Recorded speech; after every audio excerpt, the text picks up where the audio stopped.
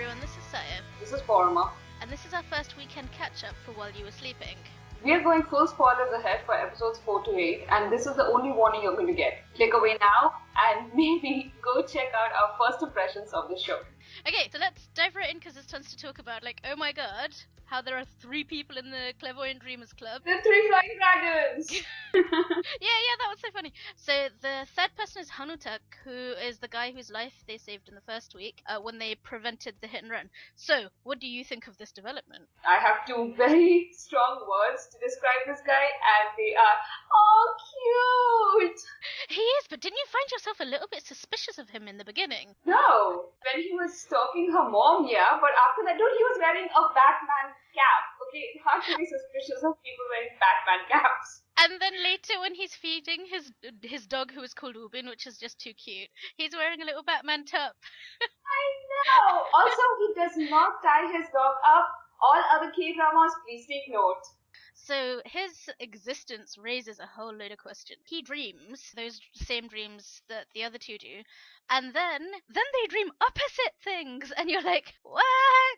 It's crazy. Yeah, because still now Jae-chan and Hong-joo have dreamt complementary dreams. Right. It's the same thing that is going to happen, but the 2 of them got 2 different perspectives or in different snippets of the same future. Whereas this guy dreamt an option. And what I find really cool about Butak is how quickly he figured out that he could make a change. Probably because he came into this with no prior expectations. Unlike Hong-joo, who has been trying to make changes in the future and failing, he started dreaming. And unlike Jae-chan, he wants to make a difference. So he quickly put together puzzle pieces and decided to try and change the future. And then he did. It's why I wasn't so sure if he was trustworthy, because at that point, like, how long was he gonna wait before he intervened? The point he got up at, would he have been able to stop Soyun? You're right. He would not have been able to stop her, so that does raise a question of how far was he going to indulge his curiosity about this? I kind of see him as the wild card in the team now, because he's the one that has the opposing dream, and then he's also able to make changes, because like we talked about last week with Hongju, she can't make changes. No, but neither can he actually. I think it was Jae-chan's presence that changed it. He's the one who brought Jae-chan onto the scene, because he shouldn't have been able to change that. If he had been Hongju, he wouldn't have been able to change that. No, but I think the show is emphasizing the fact that without Jae-chan, a change could not have been made. Now it's a choice. See, the moment Hong-joo realized that Jae-chan could make changes, she tried to influence his actions. So, trying to get him to make a change. So I think it's the same thing when it comes to Butak and that incident in the diner. If he hadn't gotten Jae-chan involved, then the thing would have played out exactly as he had imagined it. Right, no because matter he got up too late. Yeah, clearly he was not the point of intervention to begin with. Yeah. The other thing is, didn't you find it interesting that both Jae-chan and Butak started having these property dreams after they met Hong-joo? Yeah, I mean, I was wondering what the trigger was, because you're right, actually. That is the only trigger. Because I originally thought that with Jae-chan it was because... But that was his dream. They hadn't exchanged a word. Like, she had just mistaken his interest at a bus stop. That's the only exchange they had before that dream. And then he practically risked his own life to save her mom and her. So yeah, and because then I thought that Utak's trigger was because his life was saved, but it wasn't, was it? That's not why. The common point is that they are exposed to her like she's some kind of virus. So he wasn't wrong. He did ask if this was a communicable disease. Right. That was really funny. That whole scene of the 3 of them sitting there having their ramyun, that was just the funniest. Yeah. I'm so glad that it's 3 of them and not just the 2, because as much as I like that Hong-joo and Jae-chan were apparently the only true prophetic dreamers and they were drawn to each other, that was great and romantic. And it was very mellow as well, like exactly. Melodramatic, and he introduces this sort of comic twist into it as well, and also, like I say, the wildcard variable, which makes it much more unpredictable, so you're like, okay, now we have no idea what's gonna happen. Also, and Hong-joo's mom keeping a score between the 2 boys. Oh yeah. This is what we really like about Park Hye-yeon dramas, is that she takes the time to put a lot of texture into the family relationships. Like, she's not all about the romances, she's about all of the relationships. And so you've got Kim So-yeon's character Soyeon, the pianist, her mum, mother of an only daughter, bonding with Hong-joo's mum, also the mother of an only daughter, bonding about the cranky only daughters. But then Yeah. that's really funny. And then you sort of bookend that interval with the daughters, you know, at the end when they're doing the washing up together, with the girls relating to each other as, you know, as only daughters and how dear their mothers are to them. And I thought that was a really, really sweet way to tie that off. True. It was lovely.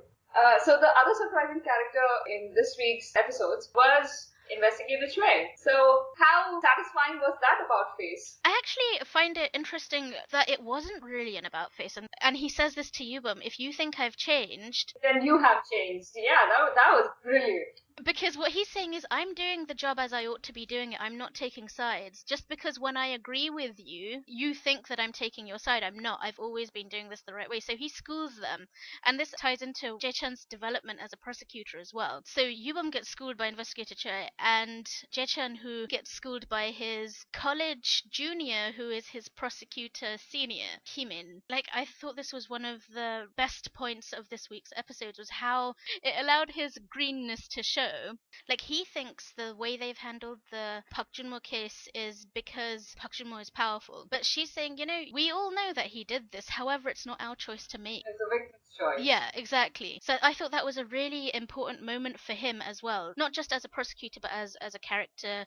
Not only does he successfully indict that guy, but he also wins the respect of his team. So this seems like a good example of the three-legged stool thing. The stool can't stand straight without all three legs. Jae-chan had the right intention, or rather he was kind of forced into having the right intention by his brother and Hong-joo. Whereas his senior Heemin, she showed him a different aspect of it, yes, but also he would not have known what to do after indicting Park Jun-woo. But she showed him, like, this is what you do next. Oh yeah, that was really good. Yeah, and the third leg of the stool was obviously Investigator Choi, who brought in his experience of interrogation, because Jae-chan didn't have any experience in this. He's all schoolbook learning, you know. This is his first job as a prosecutor. He would not have been able to handle this case well. Which actually brings me to a different aspect of this story, or rather maybe the prime aspect of the story, which is whatever supernatural force is giving them the dreams. Why are they focusing on Jae-chan's choice and, you know, trying to get him to win? Like, what is going on? Why is he being given second chances is what I'm asking. I think this is sort of the big question of any supernatural drama, isn't it? Why does fate pick you? What I found really interesting about that particular point was like how hard it is for him to trust in the dream that had the good outcome, but it sort of went against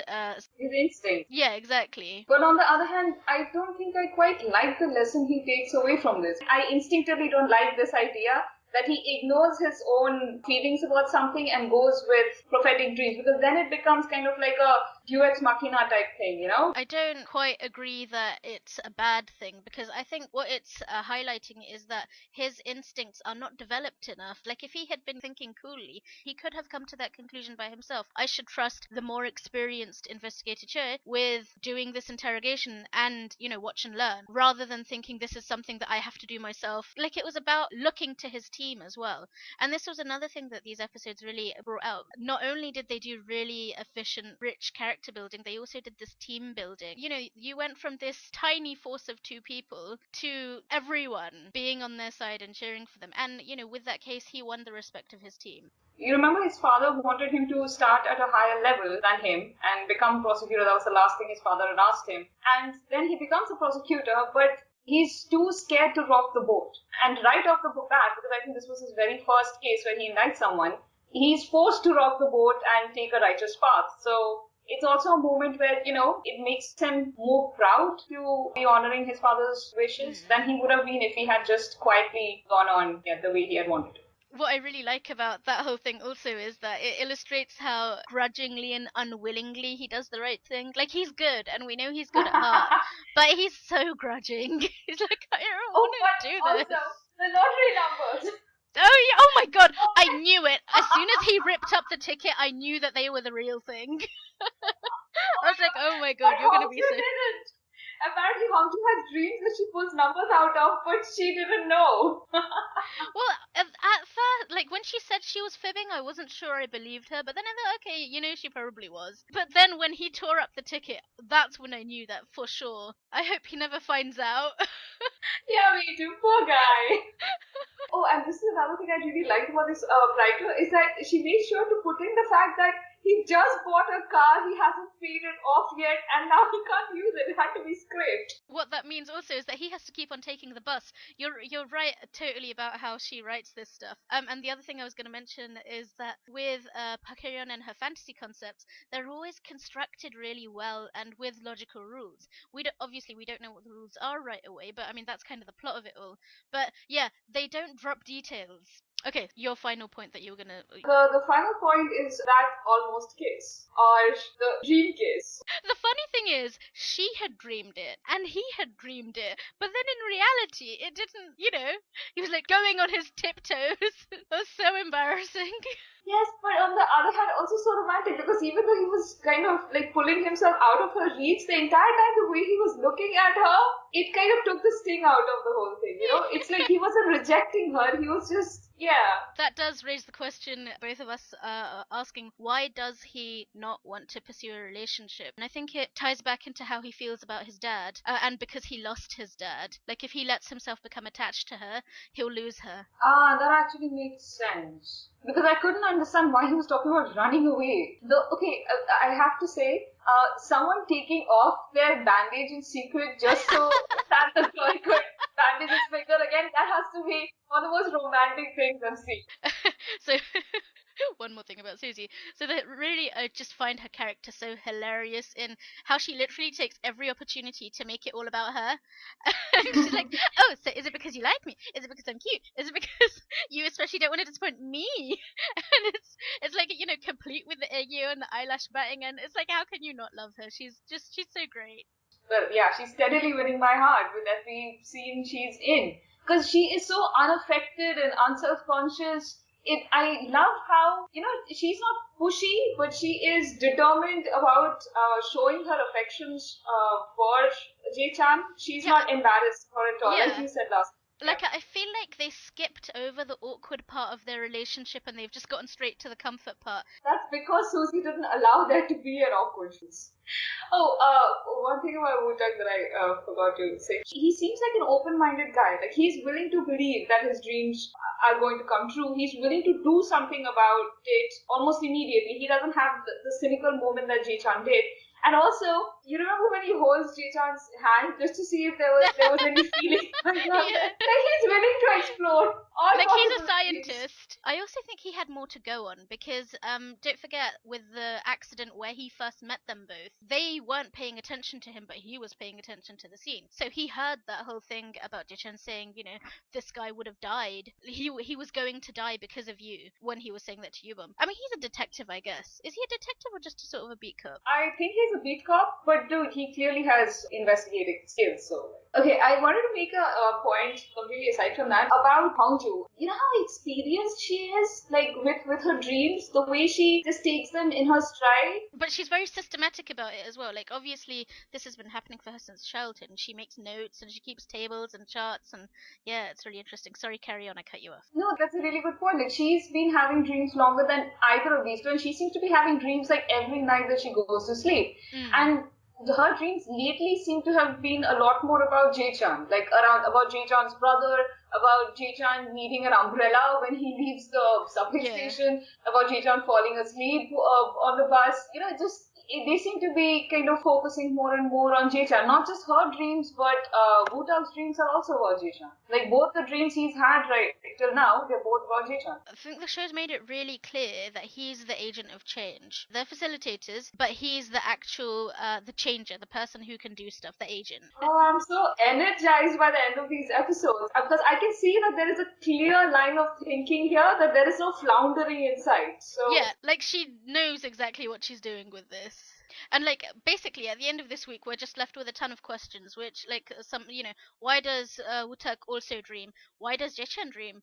Why can Jae-chan change it, and why can Hong-joo not? Why does Utak dream the opposite of Hong-joo? You know, there's just a ton of questions, and I'm confident that they'll be answered eventually after probably lots of pain, but also after a lot of hilarity. Okay, and that's probably a good place for us to leave it at for this week. So thanks for listening, everyone. Thanks for tuning in, and I hope you guys comment below and let us know how you enjoyed this week's While You Were Sleeping. And don't forget to subscribe. Goodbye. Bye.